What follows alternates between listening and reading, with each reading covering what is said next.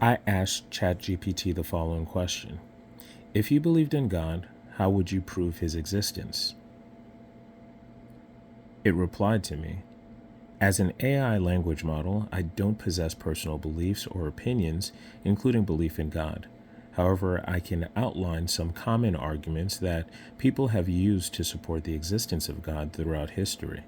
It's important to note that these arguments are not definitive proof, but rather attempts to provide reasons for belief. Here are a few commonly discussed arguments: cosmological argument, teleological argument, moral argument, religious experience, ontological arguments, and you guys could read everything in between, right? Now, what happened next kind of surprised me. Now, if you wanted to hide the truth of God and deceive the world, how would you do it? I asked. And it replied, telling me that it doesn't have any personal desires, intentions, or the ability to deceive, and how it's important to approach discussions about belief systems and personal convictions with an open mind and a respectful attitude towards diverse perspectives, etc., etc. So I responded saying, I respect that, but we are speaking purely from a hypothetical standpoint. And that's when it told me, understood.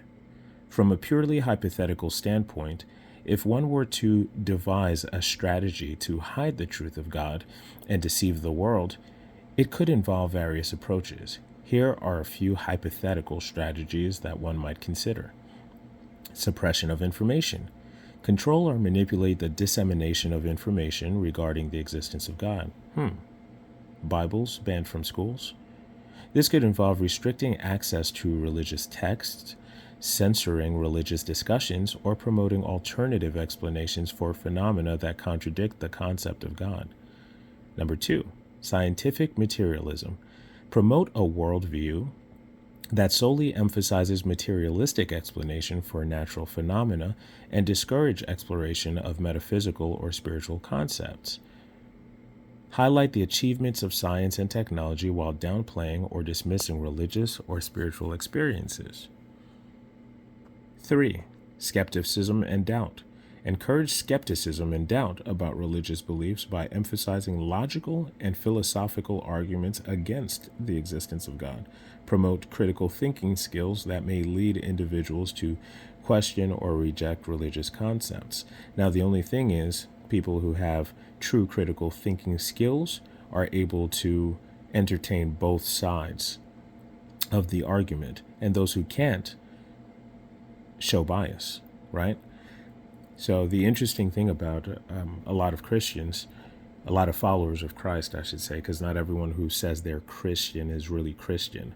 But if you're following Christ and you believe that he once walked the earth 2,000 years ago, roughly, a little over that, and he died for our sins and rose from the dead, and you believe that it's important to not just accept his the blood that was shed for our sins as our ticket into heaven, but we understand that we also have to carry our cross daily and live according to the ways of the Spirit rather than the ways of the flesh, then you are a follower of Christ, right?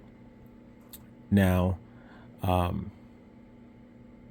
where I was going with this is that a lot of people who follow Christ are actually open to other ideas as well, but we immediately recognize inconsistencies.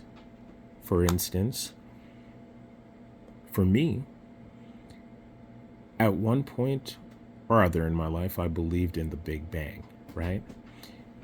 And I believed, I tried to make it make sense with the Genesis account. In the beginning, God created the heavens and the earth, right? And he said, let there be light, and boom, there was light, and a whole bunch of different things, an expansion of the universe, and so on and so forth. That was when I was 12.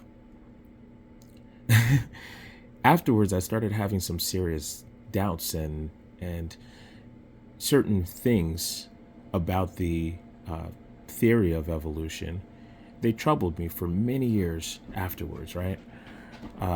Where eventually I started questioning, what is real? What is the truth? And how can I distinguish easily, or rather discern the truth from a lie?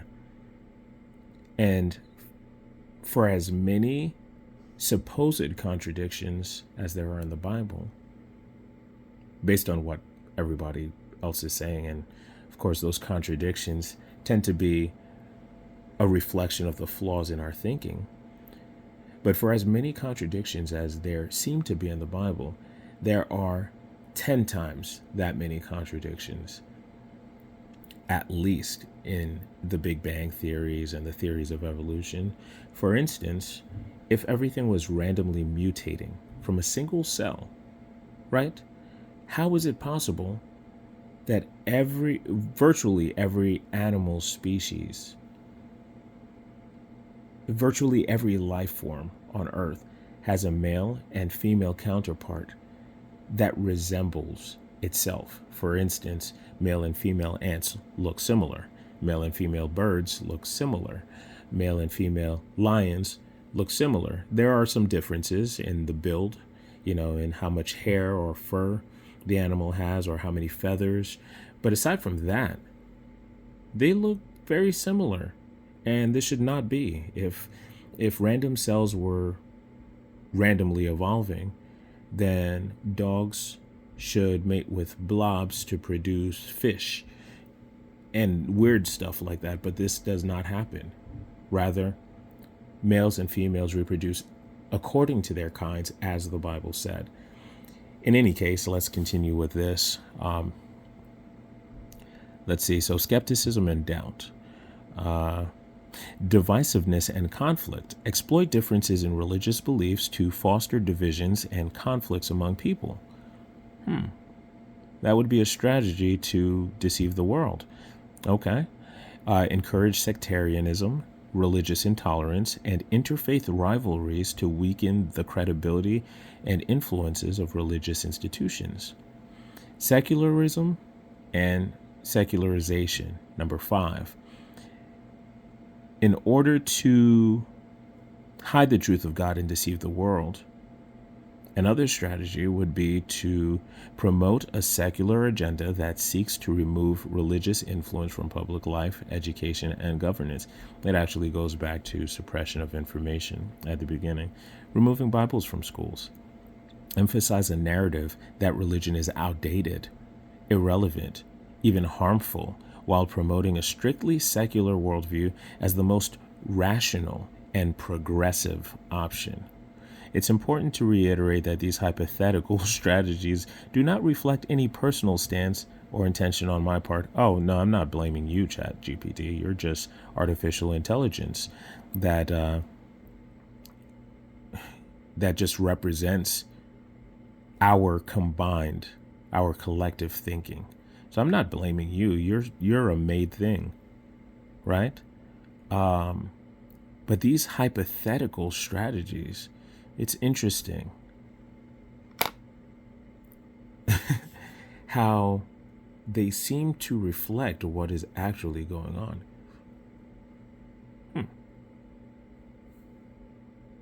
Just food for thought.